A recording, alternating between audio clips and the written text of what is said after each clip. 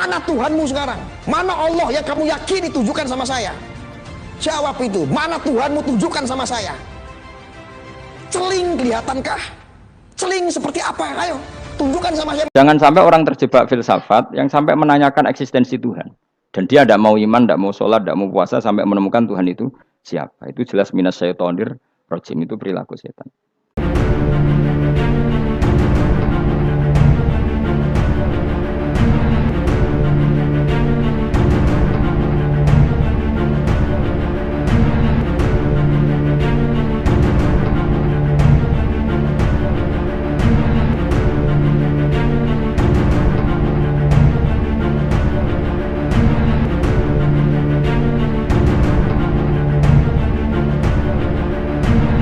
Makanya ulama dulu ngelatih kita itu pertama Allah itu siapa? Zat sing wajibil wujud. Itu satu filosofi yang luar biasa. Nah, kemudian setelah itu ada setan-setan kecil yang nganggur, yang iseng. Nah itu nggak usah kamu perhatikan. Tinggal delok TV, ngopi, terus tinggal nyate kelata. Enggak saya tamak pingsan dewe. Syukur-syukur stres dewe. Dugaan saya setan saya gue pingsan, kurang gizi. Karena memang setelah itu setan goda gini. Lalu sebelum Allah jangan-jangan ada wujud yang lain. Lalu Allah sendiri awal mulanya gimana? Kata Nabi, jika ada pertanyaan seperti itu kamu harus berhenti. Tinggal delok TV atau tinggal penting aja delok dangdutan. Ya kalau kepeksa ora apa-apa, kelasem ae. Saya tidak menghalalkan tapi kan sudah kamu lakukan. Karena itu lebih baik ketimbang pertanyaan filsafat. Banyak orang yang dulu sholat ketika sekolah filsafat tidak sholat, alasannya sampai menemukan jati diri itu Tuhan. Dan itu bahaya sekali karena Nabi berkali-kali bilang kamu jangan mikir tentang Allah pasti rusak. Orang kok mungkin rusak dari Nabi pasti rusak. Nah cara menghentikan gimana? Karena setan ini makhluk, akal-akalannya gampang. Tadi tak warai, saya sebagai ulama atau sebagai manusia atau sebagai orang awam atau sebagai siapa saja, kadang ada pertanyaan seperti itu. Tak tinggal anggeling dharma, kan pusing setan. Ini kan ngenteni.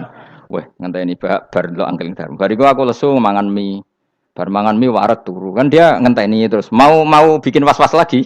Ternyata saya sibuk kan enggak bisa masuk deh. Bangun tidur aku selali pertanyaan tadi. Dinteni. Nah, dia masuk lagi aku sibuk ngajak anak jalan-jalan. Jadi saya kalau jalan-jalan di pasar itu wis enteni tan santai wae. Itu memang resep dari Rasulullah.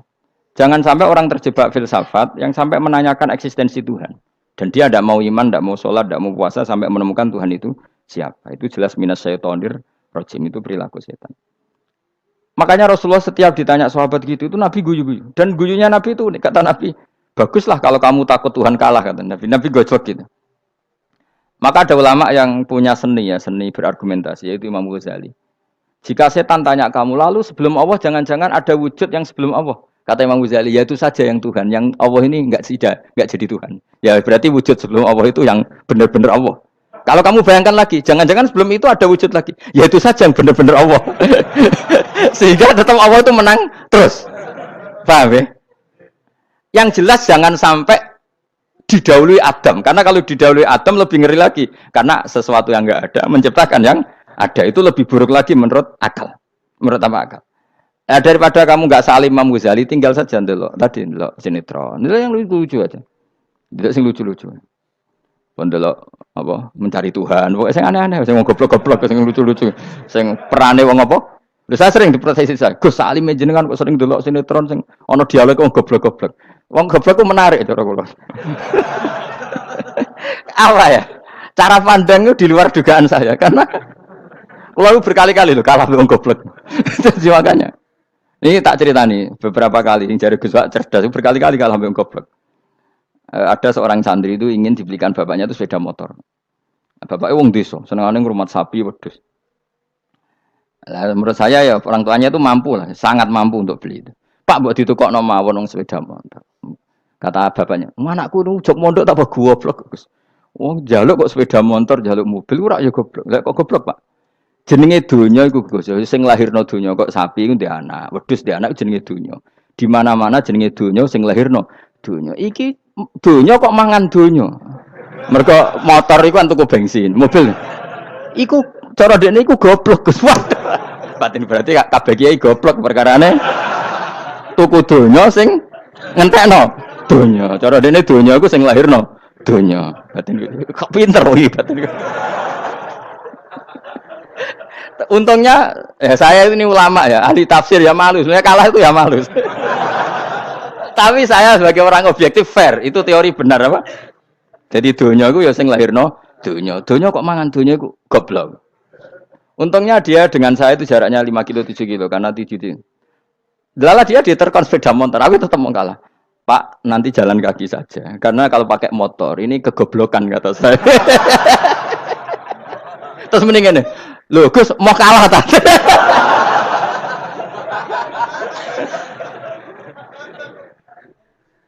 Wah kacau. Singkat cerita dia bersikeras, nggak mau beliin sepeda motor anaknya karena di mana-mana dunia gue sing lahir no dunia, nggak boleh dunia kok mangan. Ini satu kegoblokan yang agak ilmiah tadi. Nah, Imam Asy'ari juga ngalami hal yang sama. Imam Asy'ari itu punya, kita kalau ahli sunnah kan 2 partai ya. Ya, dalam ahli sunnah itu hanya ada 2 partai juga. Kalau nggak Asy'ari ya Maturidi. Ya, dan sama-sama alim. Ya kalau terpaut ya paling 5%, 7% ya. Kealimannya Asy'ari dan Maturidi. Imam Asy'ari itu bikin logika yang jelimet seperti saya sekarang ini. Logikanya jelimet, tapi permanen. Jadi yang saya ajarkan tadi itu logika yang jelimet tapi apa? Permanen. Karena tadi alam raya ini kadung wujud. Kalau kadung wujud pasti pewujudnya yang menciptakan wujud pasti adalah kewujudan. Karena al-adam la yu'athiru syai'an. Di mana-mana kenihilan tidak yu'athiru syai'an. Ya sepakat ya, gampang kan? Tentu wujud ini prima disebut wajibil wujud.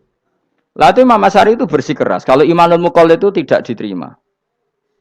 Terus banyak yang keberatan ulama, tapi Nabi nyatanya yaktafi bi imanil a'rab al khalina anin nadur. Nabi nyatanya mencukupkan imannya orang-orang Bedui yang mereka itu kayaknya tidak bisa mikir. Ya, Nabi yaktafi bi imanil a'rab itu wong desa al khalina anin nadur yang mereka itu tidak bisa apa? Berpikir. Singkat cerita Imam Asy'ari survei. Coba ayo kita tanya orang-orang kampung. Ternyata kegoblokan orang kampung itu ya ilmiah, masyhur itu. Imam Asy'ari saja harus belajar dari wong awam, wong goblok-goblok. Kita kok ingin ya Badawi bima arafta rabbak. Kowe kok iman be Allah iku bima arafta rabbak. Lalu kamu tahu Tuhan kamu atas nama apa? Dengan logika apa? Jawabnya enak ya. Al-ba'ratu tadullu 'alal ba'ir wa atharul aqdam yadullu 'alal masir. Angger ana tletong ya ana ontane. Angger ana bekas delamaane wong ya ana sing bar liwat. Jadi misalnya ada bekas teracak anjing, berarti anjing habis liwat. Ada bekas apa ular ya berarti ular harus liwat. Ada bekas teracak manusia ya berarti manusia habis liwat. La wa hadzal alam atharun min athari qudratillah. Alam iki bekas, mesti ana sing gawe.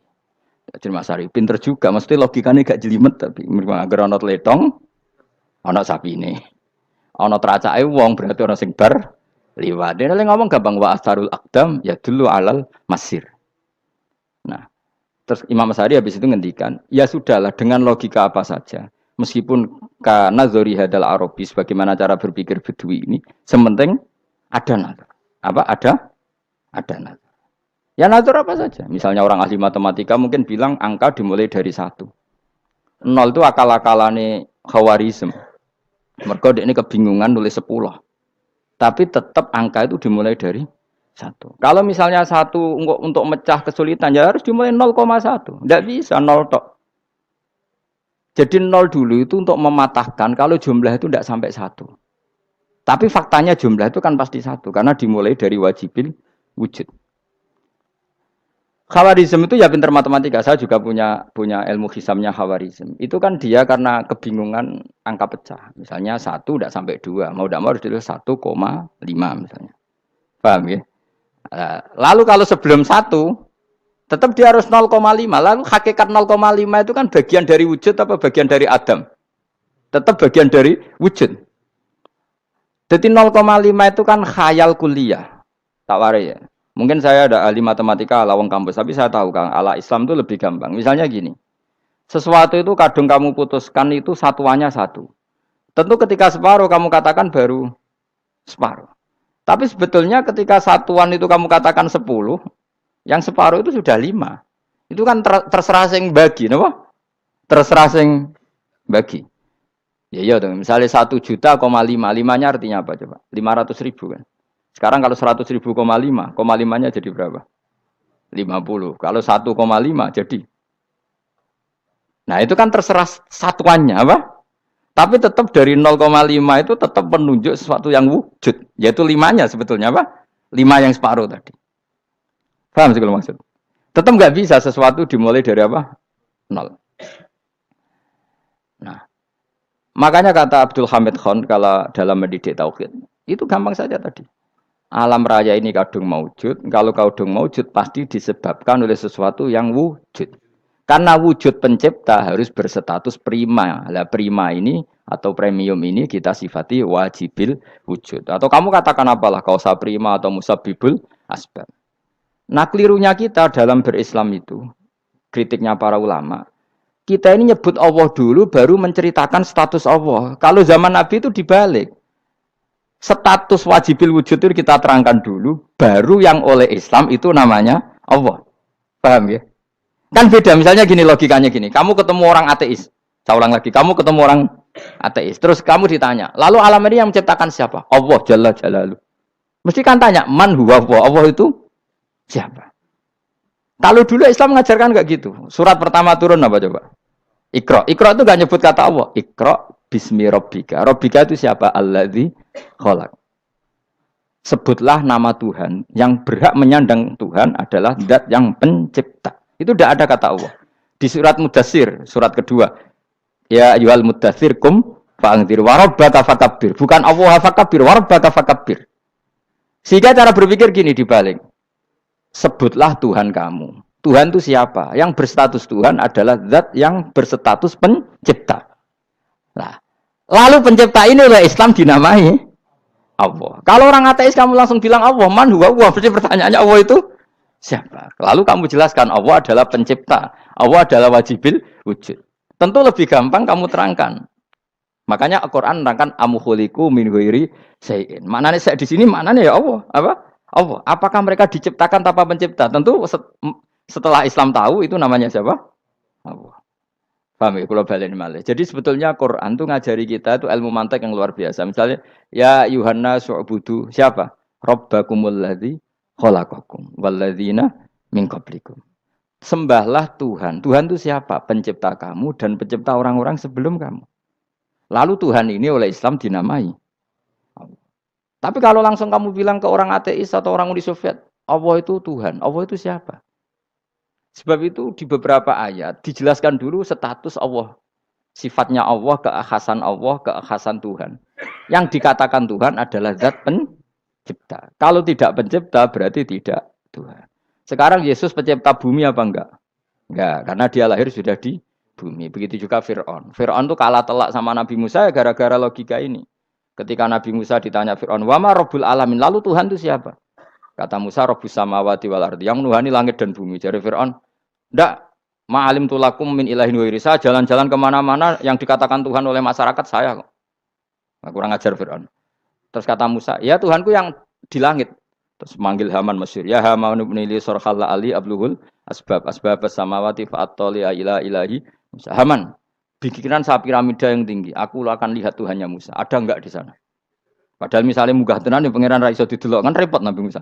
Wah, payah ya, nggak piramida nginceng pangeran teprak itu kan. Akhirnya Musa pakai logika. Ya sudah gini saja, Rabbukum wa rabbu abaikumul awwalin, yang menuhani nenek moyang kamu yang dulu-dulu. Itu langsung fabuhita Fir'aun. Fir'aun tuh kaget sekaget-kagetnya. Dan para penggawa Fir'aun sadar. Wah, kalau Fir'aun yang Tuhan, babanya tanpa Tuhan. Kan Tuhannya balita kan gitu kira-kira. Tuhannya balita. Tuhannya barulah. Itu kan jadi logika yang mematikan. Kalau Fir'aun Tuhan berarti babanya dulu yang wujud itu tanpa Tuhan. Karena Tuhannya baru lahir. Ini ada Tuhan kok datang terlambat ini kan. Akhirnya para punggawanya Fir'aun iman. Macam gendeng ya, Fir'aun itu gendeng. Itu pentingnya logika. Rabbukum wa rabbu abaikumul awwalin.